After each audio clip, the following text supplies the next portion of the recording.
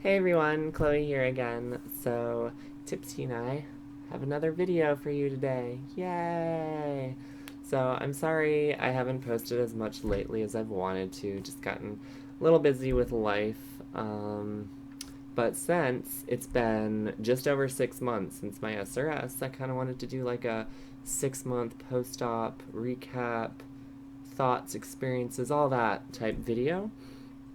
Um, I mostly wanted to talk about like how I felt before the surgery, how I feel now, um, go into a little bit of detail about why I felt the need to get the surgery, maybe just to help people get some perspective on my experience and some perspectives on why some trans women get surgery and why some don't. Both are perfectly valid options, and it's all up to the individual and what they need to feel most comfortable living their truth and feel most comfortable being in their body.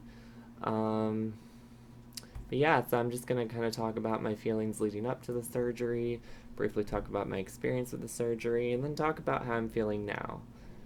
For those of you that have seen any of my previous videos about my SRS, I had surgery with Dr. Salgado in Miami, Florida on December 14th of 2017.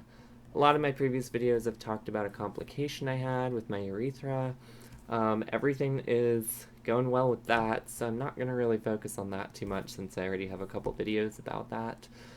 But yeah, I guess I'll just start with, what led me to getting SRS. I touched on this a little bit with my body confidence video, I think 5 month follow up on SRS.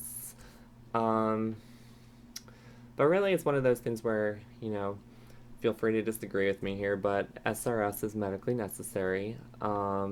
It's been stated for decades in that from leading experts in, mental health field, from surgeons, in the W path. It's medically necessary because gender dysphoria and the dysphoria that can be caused by a woman having a penis can be pretty drastic in how it interferes with your life, and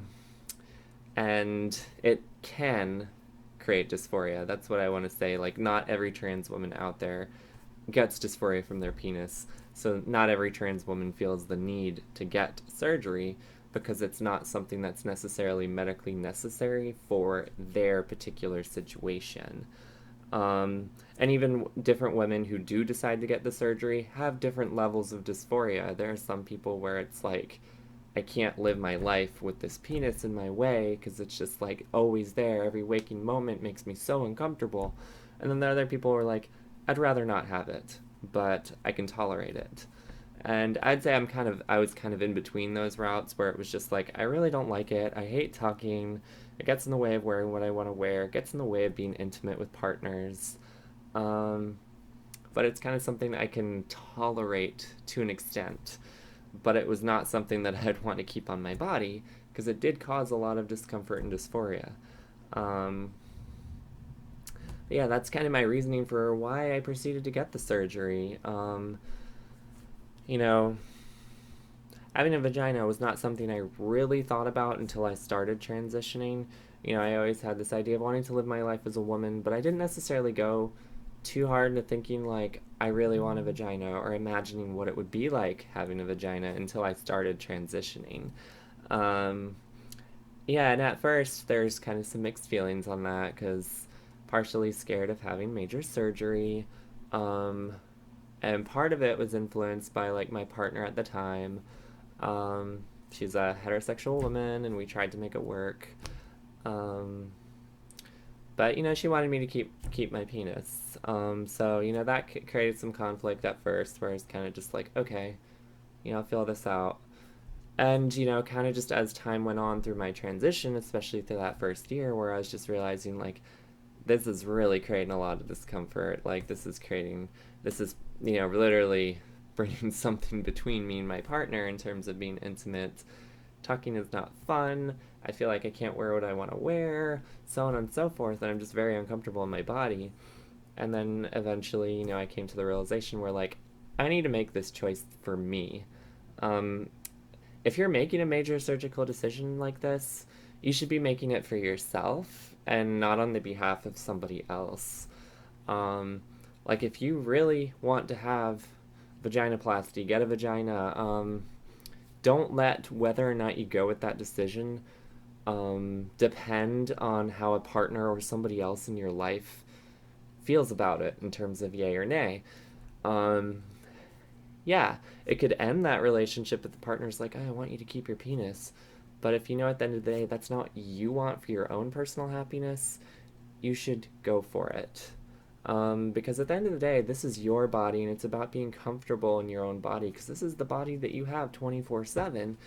So, I mean, if there's something like a vaginoplasty that you need, you should go for it, even if your partner is not really into it.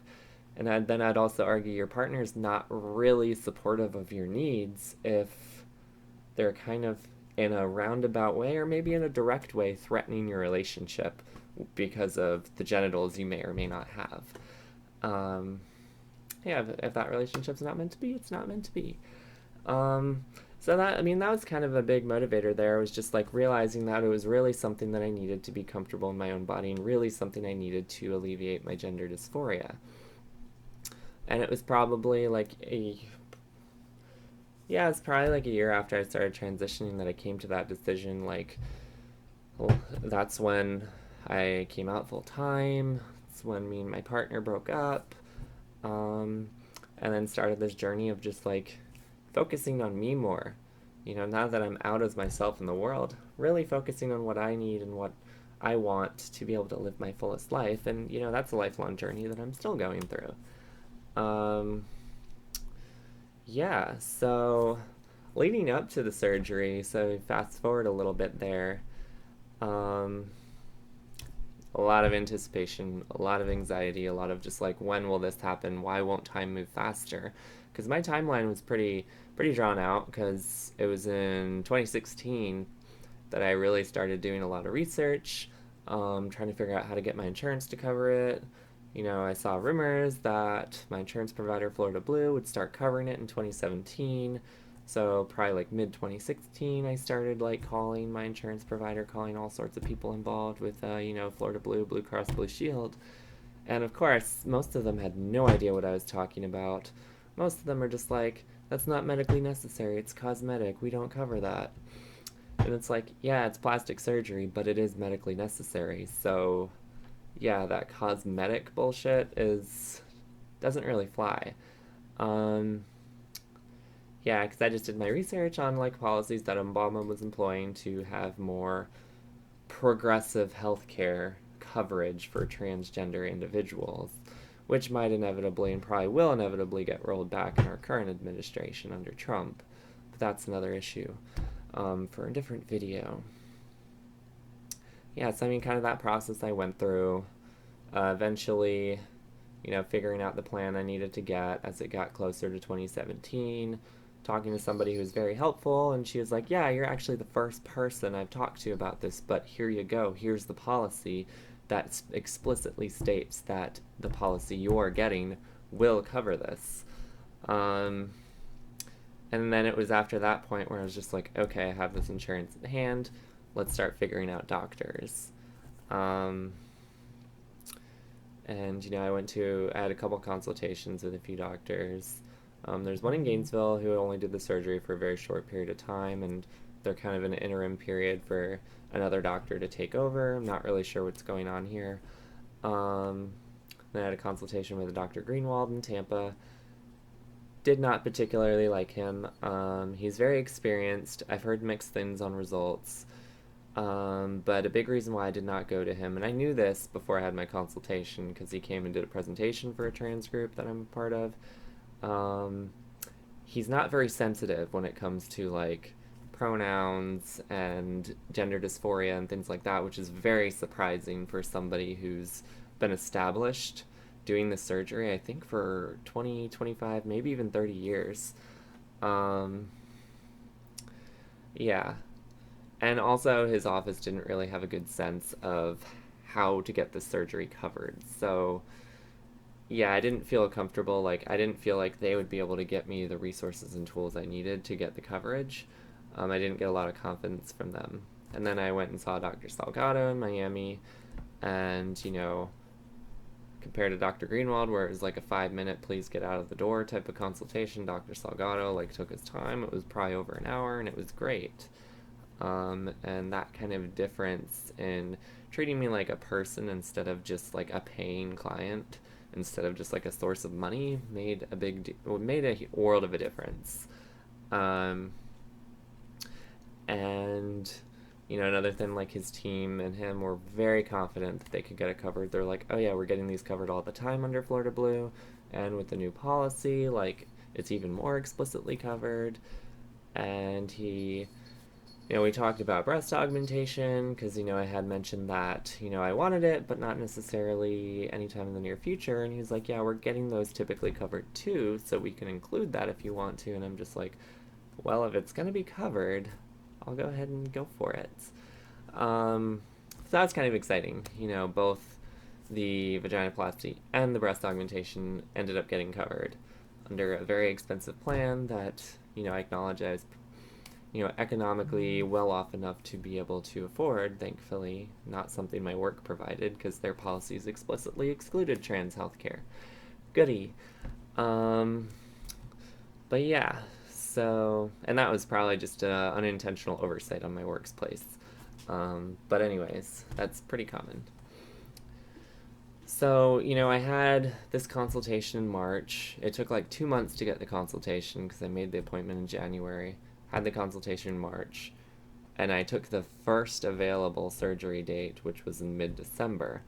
So, the process from calling Dr. Salgado's office to having the surgery was an entire year. And I've heard it's still that way for his office and for a lot of other big doctors around the country, where you're looking at anywhere from a 6 to 24-month wait, which is just insane, which is why I was just like, the first date is 9.5 months from the consultation. Sign me up. I don't care. I'll make it work with my schedule. So that 9-month period was a period of just like, oh my god, I'm so antsy. I'm so antsy. My dysphoria escalated at many points. I had a lot of depressive episodes in 2017, probably somewhat influenced by that. Just a lot of stress and anxiety and waiting, and being also scared of surgery in general, because this will be like the biggest, this was the biggest surgery I'd ever had by that point. I had never been under general anesthesia, so I was kind of freaked out about that concept. I wasn't really too worried about like the surgery itself and the recovery. Like, I knew it was going to be a little rough, but I wasn't worried it was something like I couldn't handle.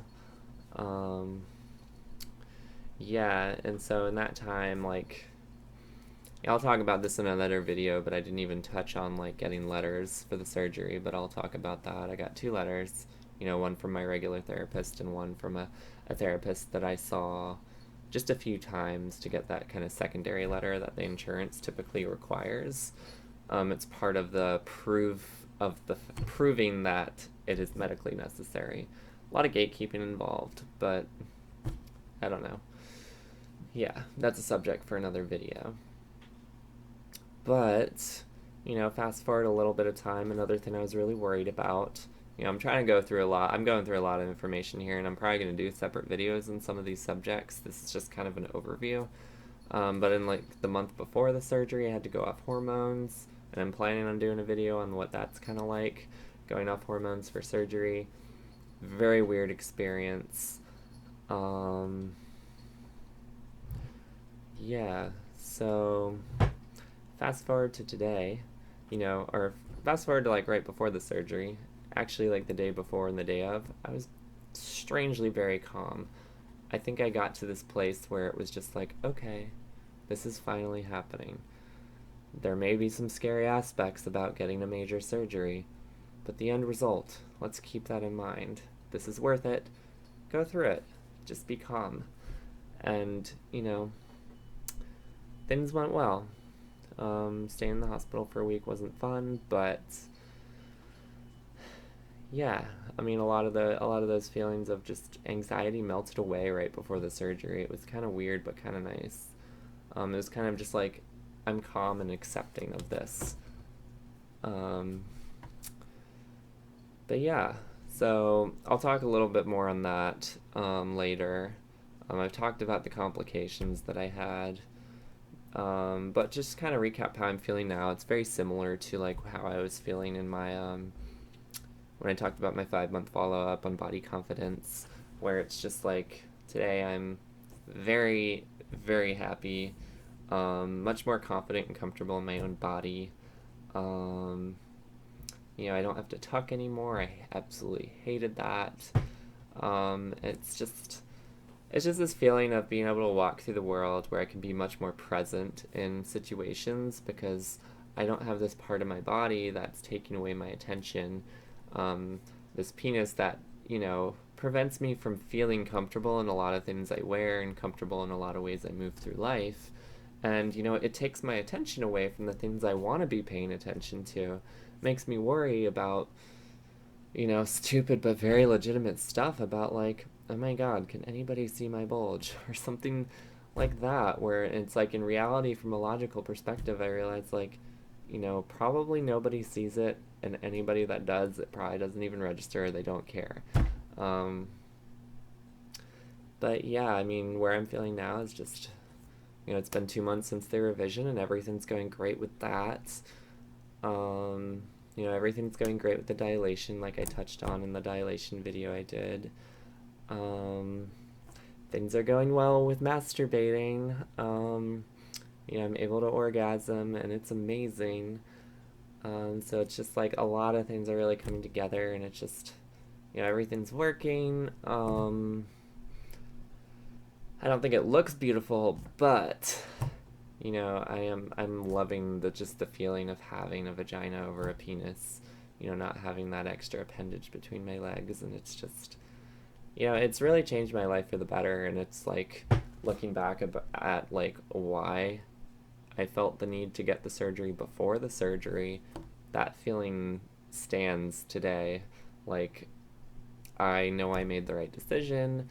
The results were way more powerful than I could even have imagined, and no regrets whatsoever. I'm very happy with where I'm at now. So yeah, I mean, I encourage people, any trans women out there, or trans men who are considering like phalloplasty or metoidoplasty or anything like that. I encourage you to just like check in on like, your thoughts on surgery. Comment below on your thoughts on getting surgery if you haven't had surgery, or kind of your experience of before and after if you have had surgery. Just kind of like how your feelings about it might have changed, or, more positive, more negative. Whatever, share your experiences. I'd love to hear them. And yeah. So, I mean, it's just kind of a recap that every trans person is different, just like every cis person, and not everybody needs surgery. Not everybody wants surgery, and that's perfectly fine. It's all about, like I said, getting the surgery or deciding not to get it is a decision that should come from you and you alone. Because, like, your own body, your own mind, and you know what you need. And, if you feel you don't need it, and you feel that pressure to get it is coming from the outside world, check in with that. But if you feel from truly within, like, I do need this to be able to live my life to the fullest, go for it. Yeah, and feel free to ask me any questions if there's any parts of the process that you want me to go into more detail on my experience. Like, the process of, I do plan on doing videos about therapy, letters, insurance, the process of going off of hormones. Yeah, so, and if there's any other part of that process that I can't think of right now that you have questions about, please comment below and let me know, and I can do a video on that. Obviously, as always, it'll be from my perspective and my personal lived experience, but hopefully it can help. So yeah, if you have any other things you want to comment about, please do that below.